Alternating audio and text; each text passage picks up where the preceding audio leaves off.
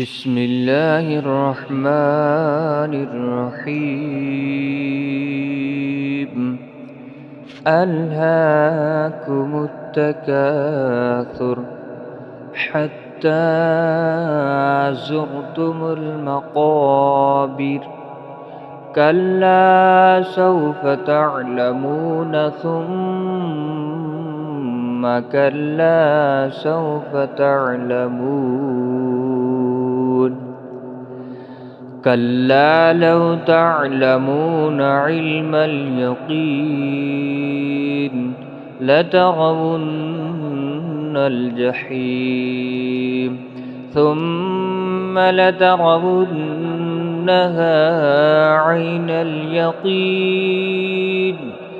ثم لتسألن يومئذ عن النعيم.